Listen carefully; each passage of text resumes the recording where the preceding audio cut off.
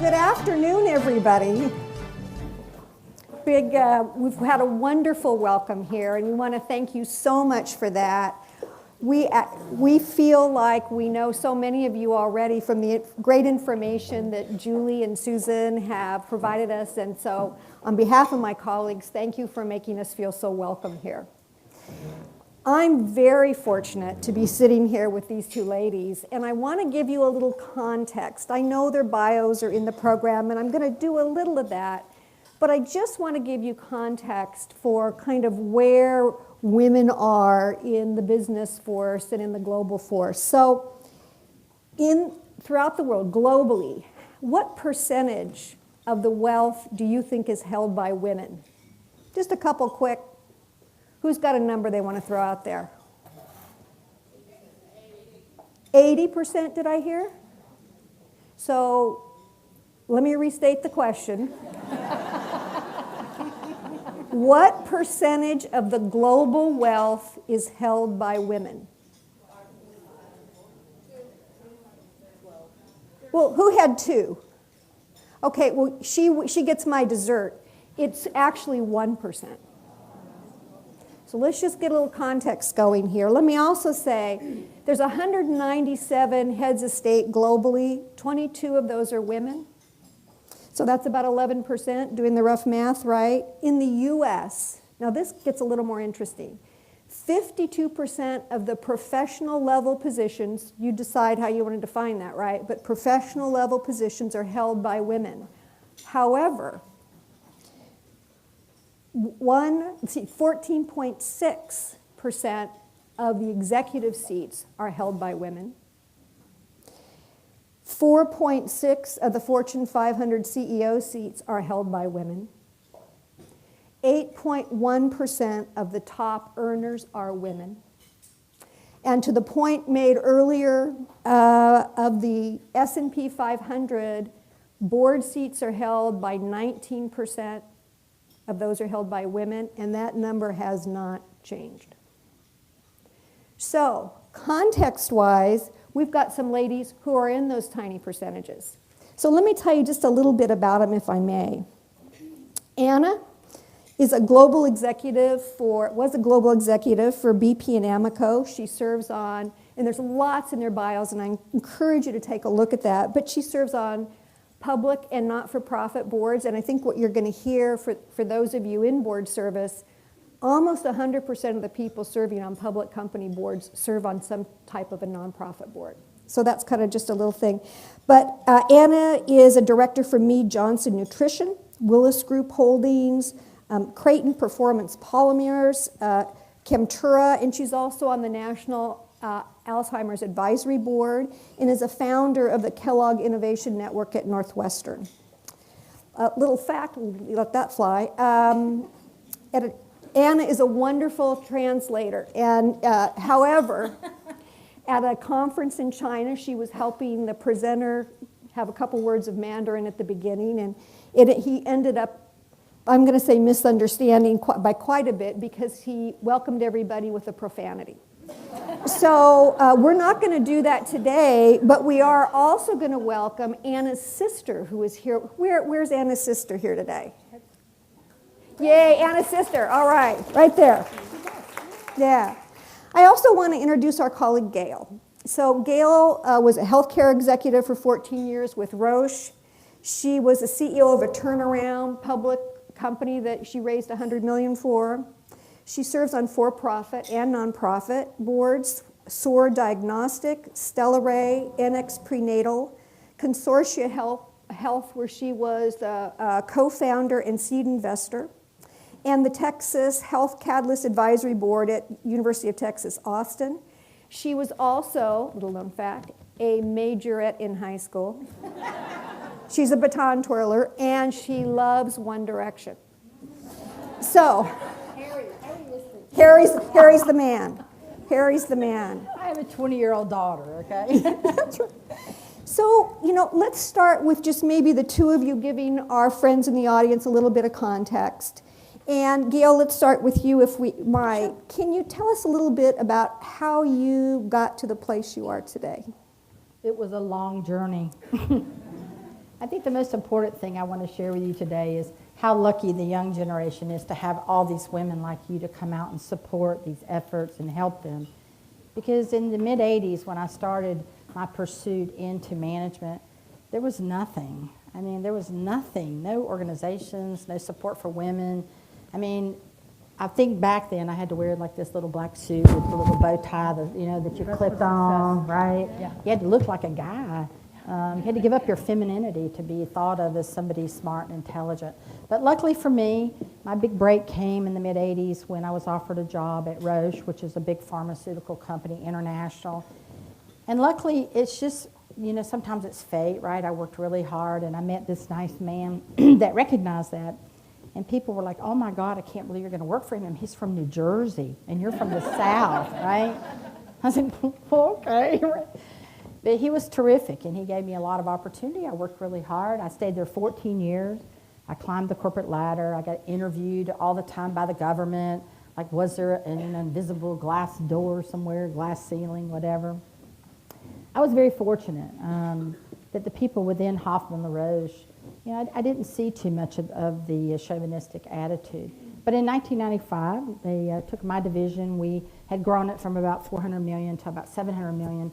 And they merged us with a competitor. And the first management meeting we had, somebody asked me, could I please go get the coffee? So I won't tell you what I told him. What he could do with that coffee. Right? So, it still existed. But long short of it is, I had a really great career there. They spun us out. We went public in 2000. I left, was able to cash out, and it gave me an opportunity to really go see what I could do on my own. And I did a COO role for a biotech company. We grew that from 3 to 21 million. And then some folks that I knew, many of you may or may not know John Young. He was the president of Hewlett-Packard. He was on the board of a company in California that was struggling. And he said, we really need, we need a lady. We need somebody that really can get in here and fight this battle, Gail. First couple of years were horrible. I'm telling you, it could not have been worse. And when people used to ask me what it was like to be on Wall Street, my response was, well, I never have to stand in line for the ladies' room because it was all men. So some really good experiences I'll share with you today and some really not so pleasant experiences. But it all led me to where I am today, and I'm a product of my own experiences, and I took some risks, and some of them were very painful, and some of them were very good. But here I am. So that's a little bit about my background. Thank you. So, Miss Anna. Wow. Okay, so how did I get here? Sometimes it feels like you get here by accident because when I started so many years ago, I never dreamed about the opportunities that were going to be in front of me, and I think that Gail would agree with that. It's like you take every opportunity that kind of comes to you. I started out of school. I was an intern at a company called Amoco. Some of you may remember it. And I got a summer job there, and after I graduated, I liked the people and I liked the company so much that I decided to work for them. And I started out in a sales organization, selling tires, batteries, and accessories to service station dealers. A lot of women in that industry, you can imagine. But you realize when you join an oil company as a woman, it's going to be mostly men, so you don't have this preconceived notion that, things aren't going to be fair. You just know it's not going to be easy. But I had some wonderful mentors along the way, and I had some wonderful experiences. And in big corporations, you get great experiences doing a lot of different things. So even though I spent 23 years in the same company, Amoco became BP, it never felt like the same company, more than 2 or 3 years in a row because I was always getting a different assignment and going to different places. So I started in sales and marketing, went over to marketing. Amoco did a really good job of moving people from line jobs to staff jobs, and we'll talk about that a little bit more later on because I actually think that's real important. And then the big break for me came in 1995 when Amoco decided to open a downstream office in China and asked me to do that. And so I tell people the real change in my career that took place was when I decided to go global, go international. And it totally changed my career path, salary path. It just kind of put everything on a different trajectory and changed my life personally and professionally. So went to China, opened up the downstream office for Amoco there, then came back to the U.S. And shortly after I came back, this thing called a merger happened in 1999 between Amoco and BP. And rather than spend the rest of my life in Chicago, which I thought we were going to do, I got sent over to London for 5 years and worked for a totally different company. Wonderful experience, but really, really different feel. Stayed there until the end of 2003, made a decision to leave the company for a number of both professional and personal reasons, came back to the States and sat around and thought about what am I going to do next. Thought about joining another corporation, interviewed, felt like same t-shirt, different color, kind of didn't want to do that. And that's when I decided I wanted to pursue the flexibility of a board portfolio that gave me time to spend time with the family. My parents, as they were getting older and having health problems, and my kids before they went off to college. And so it worked out really well for me. So that's kind of why I'm where I am today. So thank you both for sharing that.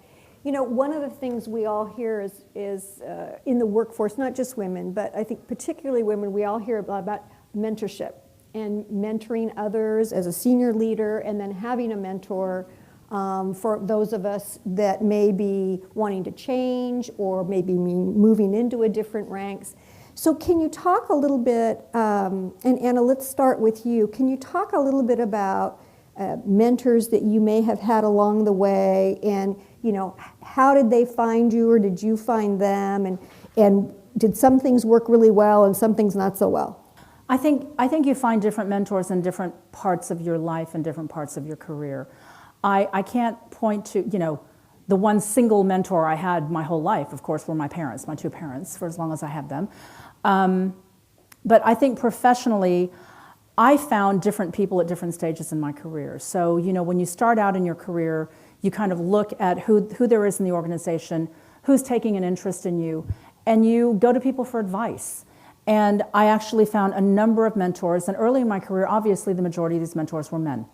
And I would say the majority of mentors in my career have been men because you're one of the first women, and you know, men are your mentors. And there were quite a few men who were genuinely interested in helping young people along, helping women along, and they played a vital role in my belief in myself and what I could do and what the opportunities were. I have to say, though, there was a very important mentor to me that I sought out when I became pregnant with my first child. I panicked because I didn't know how I was going to do this, and there was one woman in the company who had had kids, and we've turned out to be fantastic friends. And I went to her and said, what do I do? And Pat was a phenomenal mentor for me. You know, how do I do this? I don't know what to do. But she was great because she said, you're going to be fine. You're going to be able to do it, and you can balance everything, and you're going to find the support group. But she was a very important personal mentor for me. So I think that in different stages of your career, you find different people to go for advice. And then I would also say it's very, very important at every stage in your career when you can to turn back and become a mentor for other people. Gail, how about you? And for me, it's a similar path. I mean, when I was at Roche, luckily for me, when I joined in the mid-'80s, they had a mentorship program. I mean, they were a very professionally run company. They had the Circle of Excellence. They had a lot of things that you could grow internally. And the thing that I really liked about the mentorship program is as you were being promoted, one of the senior vice presidents, had to mentor you, and it couldn't be your own boss, right? It had to be a senior vice president from another department. And luckily for me, a guy named Ron Sturgill was my mentor, and he was the senior vice president over corporate administration. So he was really a nice, gentle man, right? And he had no preconceived notions. He was really worried about could you get the job done, not whether you were male or female.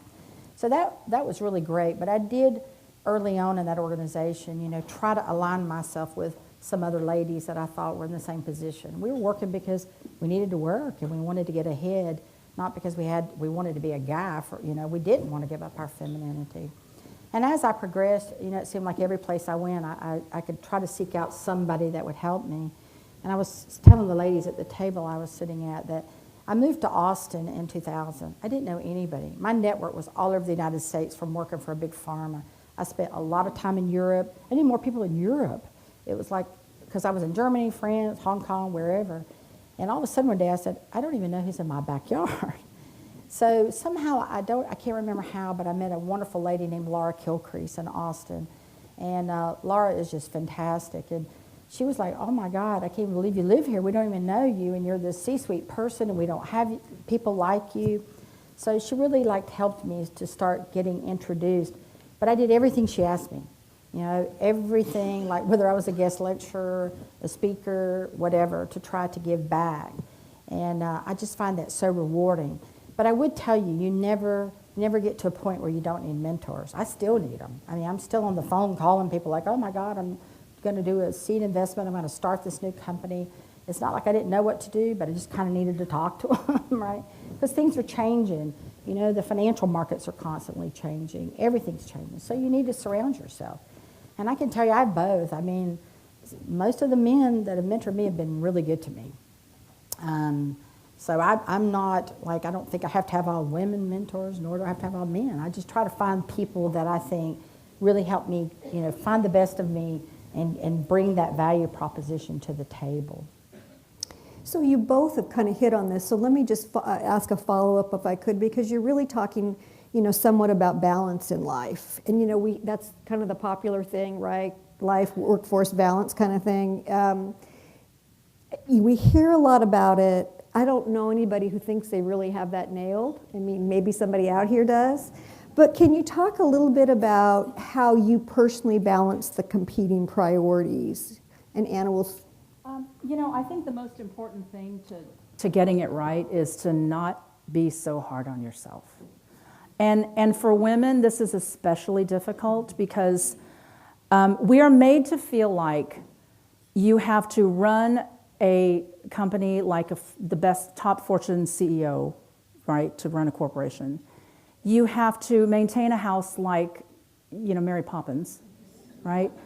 You have to make everything from scratch like Martha Stewart does. And then while you do all this, you're supposed to look like the cover of some Cosmo magazine, right?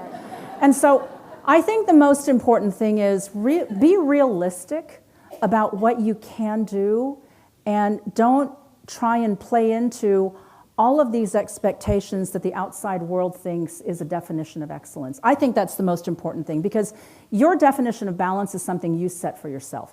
What I consider a balance in my life may be very different than yours. And so I say, listen to your own voice, do what you think makes sense to you, and then don't be afraid of going to a support group and asking for help. Whether that's a family member, whether it's a spouse, whether, whatever, you've got to have support to get it done. I think it's, we read about these people who we think do all this stuff, and they have a huge support group. They really do. And so I think that's the most important thing. But stop beating yourself up and don't be so hard on yourself. Gail, how about you? It's tough, right? I mean, I'm not sure when your children came along. I only have one, and it was a big shock. I just got promoted to be the senior vice president at Roche. First woman. I was only 38, I think. So it was a big deal. And what do you think happened at 39? After 10 years of them telling me I couldn't have children, I got pregnant. So I'm like, oh, Jesus, what do I do? They finally promote a woman. Now I got to go down there and tell them I'm pregnant, right? So luckily, the gentleman the CEO was a pathologist, very nice man, Dr. Jim Powell. So I go to his office, and I'm like, oh, my God, I have something to tell you. And he goes, oh, God, you're not quitting. And I was like, oh, no, I'm not quitting. I said, but I'm going to have a baby, right? He's like, oh, my God, Gail, that's fabulous, right? And I said, but I don't want you to fire me or demote me or something, right? And he's like, Gail, okay, the baby's in your stomach. There's nothing wrong with your head. We're going to be fine, right? So, and I was 5 months. I mean, I kept it a secret. That's how terrible it was back then, right? You just thought, God, if you're being a woman, you were not going to be thought of as an executive. It's so different today, and I really encourage women that, we just need to be verbose. We don't need to get huddled up and talk about things. We need to get extroverted and talk about things and not be shy about it. It's not our fault we were born with all this plumbing, right?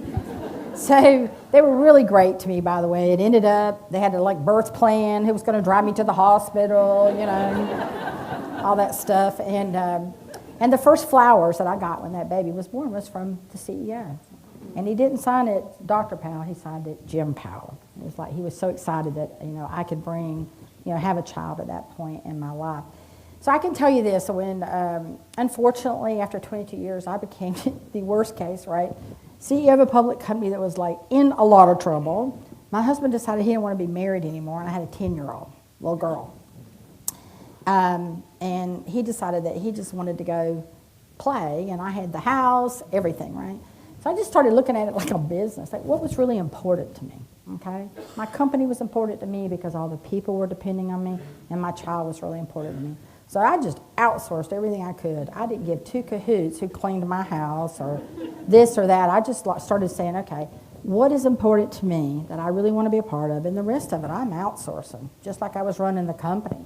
People kept saying, oh, are you going to have a big R&D department? I'm like, no, I'm going to hire a couple guys, really good MD, PhDs, and then we're going to have a plan, and we're going to put that money in Hopkins and here I'm going to have them do the work, and I'm going to bring it back to the company. So I think it's, look, just take it and do like you would with anything, right? So we don't have to be super women, right? I don't know of any man that would say any different out there. I mean, most of the guys I see go, oh my God, we could never do what you did. We would crumble under the pressure, right? So you have to figure out. Well, I think, everybody genetically is predisposed to one thing or another. So you just have to figure out what's important to you. And then you have to make sure you're involved in that component of it. Like for me, I love boating. I love the water. So it's like, I'm not going to go try to be part of the tennis club or this club or that club because it's really not what I like, not what I want to do. So I sort of did a pie chart and said I'm going to spend this much of my time here, here, here, here. And that's what I've been doing since 2012 when I left for Million. I sat down, I took a year off, and I said, what is it you really want to do? What's important to you? And I tried to show my daughter this. It kind of was like a little bit morbid, but I was like, look, I'm going to be 60 years old. If I live to be 75, I've got 15 Christmases, 15 Easters. I'm going to spend those next 15 like I want to spend them because I don't know what's going to happen to my health. Of course, my mother's 78. She's still bossing me around. So pretty good chance I'm going to live for a long time. So I reorganized my life to, take advantage of the things I really like personally. My daughter's in New York doing an internship, and I was showing them pictures of her last night. She's the total opposite of me. She's like 5'8", long blonde hair, model, into social media, all that stuff, right? So she's always like, oh, I have a Vine and I have 12,000 followers. And I'm like, oh my God, how do you know 12,000 people? And who are they? And, so she's always trying to help me out with everything on the marketing side.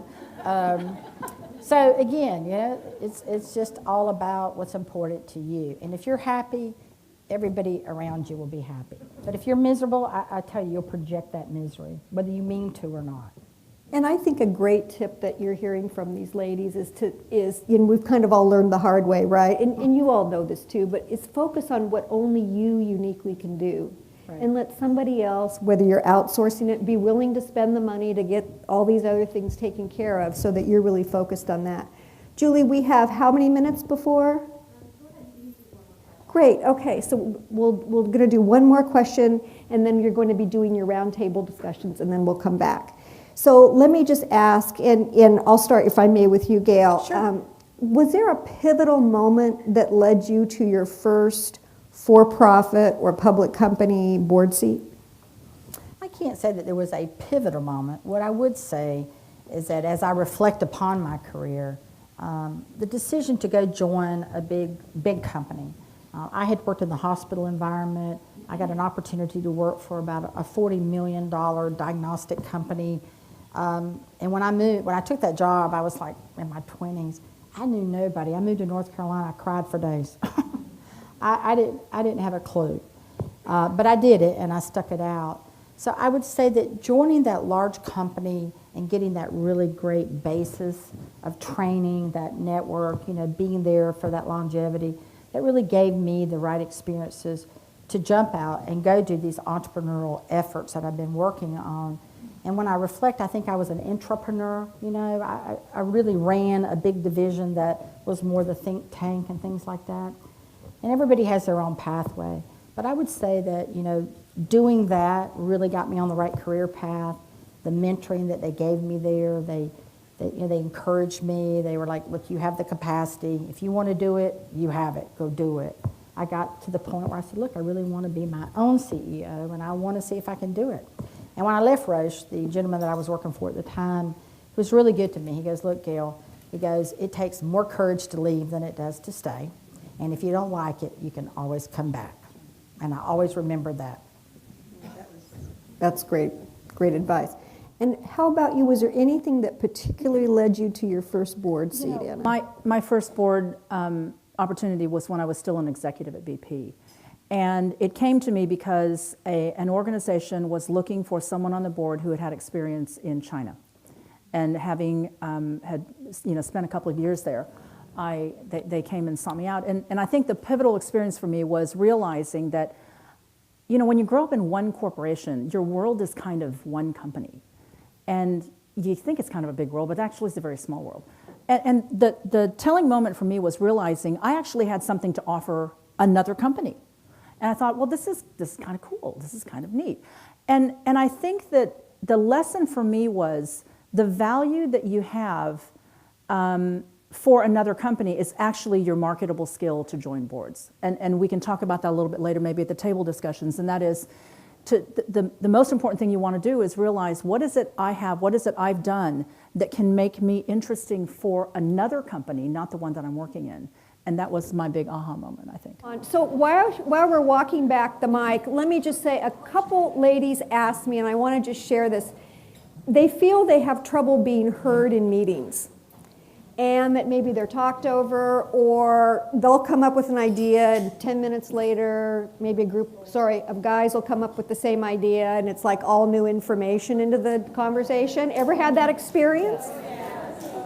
So this is very common in boards, and it's just common in life, first of all, but it's a common issue in boards. So one of the things I want to suggest to you, I did not write this book. I have no financial interest in this book, but it's a book called Buy-In. It's a quick little primer, and it's dealing with difficult people. So somebody who's a blocker, keeps stopping the conversation, the person that yells over everybody, that type of thing. And I'll quickly get back to our panelists here, but it does speak tremendously to the importance of whom you choose as your board chair and committee chairs, because they run that piece. So I'll throw that back. No, we've got the question in the back. There we are. Thank you. You all spoke earlier of mentors.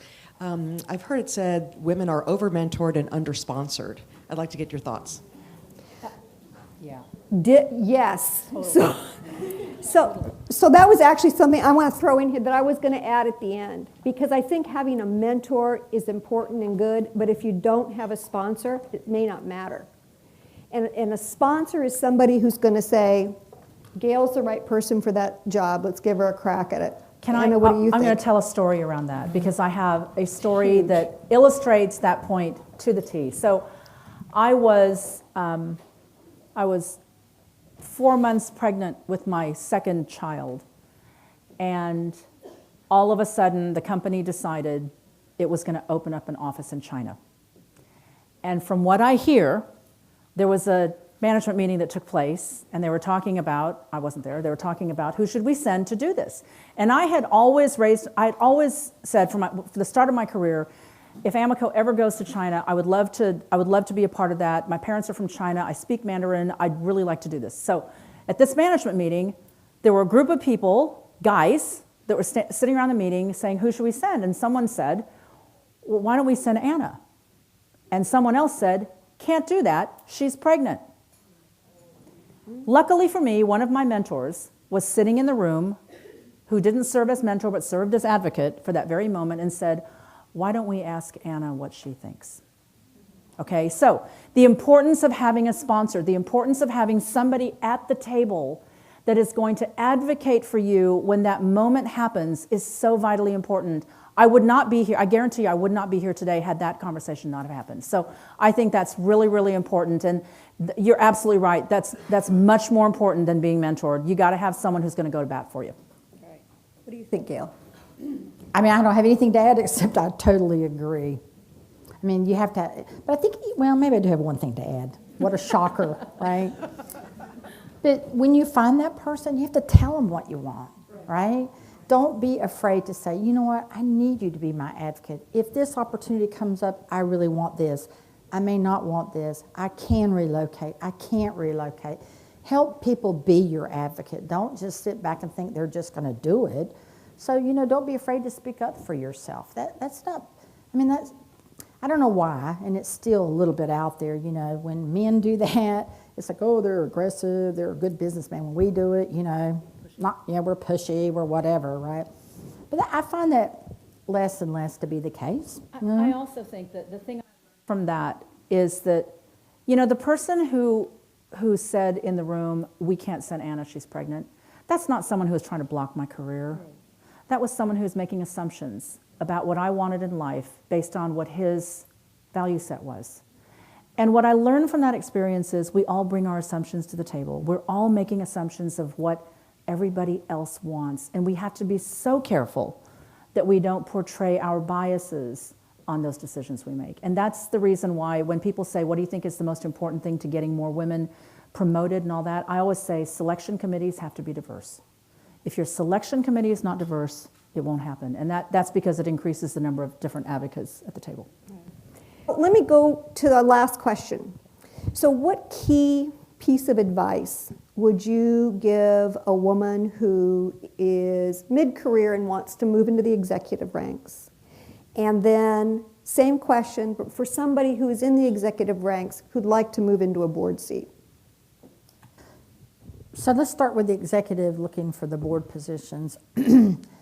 I would say, we were just discussing this at my table.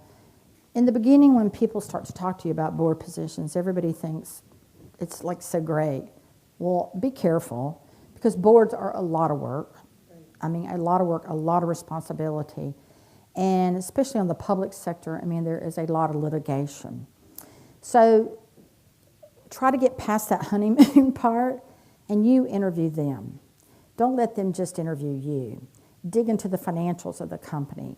Dig into sort of the dynamics of the current board. You know, what value do you add? Do they understand the value that you add? Make sure they have great D&O insurance. There's all kinds of things. There's like a checklist. And you ought to try to find a checklist, write it down, because you'll forget it all when you first doing your first boards. And I've turned down a couple of really great boards, and they were like shocked. They were like, well, why don't you want to join? And I had various reasons, but I had my reasons. And I was like, it wasn't the right time or whatever. And I really try to join boards where I feel good about it, that I feel like I'm really adding value, whether it's from a corporate governance.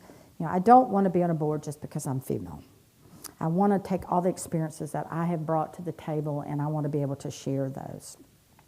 When I think about, I mean, you're trying to climb that corporate ladder, probably I could sit here and give you 30 things that you can probably go read about. But the one thing that I would say to all of you is trust your own instincts.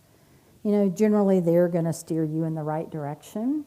And that's one thing I think everybody is trying to educate us, and I think that's great. We have to be educated. But the one thing that we often ignore is what's in our gut. And I think if you go with that, often you'll make the right decision. Anna, how about you? For women who are still in their executive careers, moving up the ladder, I think the most important thing is to continue to learn, continue to broaden your experience. If you are in a functional role, get some experience on the P&L side of the business. If you're in the U.S. only, get some global experience if you can. The more you broaden your experience, the more you're going to enjoy your career, actually. And for women who are at that level now looking to get on boards, very similar to what Gail said, be very, very wary of boards that are just looking for the girl, okay? And we talked about this at our table. The one question I always ask that's a real test for me is at the interview, ask every single person on the board that you interview with, and I would say talk to everyone on the board, at least by phone. Ask the question, what is the voice at the table that you're missing that I can provide? And if they can't answer that question, run the other direction. Because they're just looking for a woman and you're just going to get marginalized. And there are plenty of opportunities out there for women to really, really add value to boards. I would say there's tremendous opportunity, and boards need women like the people sitting around this room. So don't settle, and join the right ones.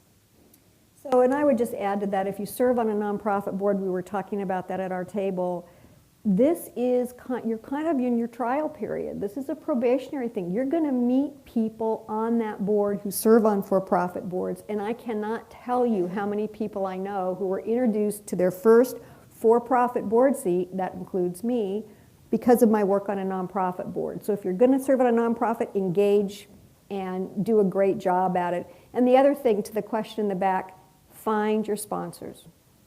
Find your sponsors and ask. So I want to just, we're at the end of our time, and I want to thank our panelists, Gail and Anna. You've done such a terrific job. Thank you so much.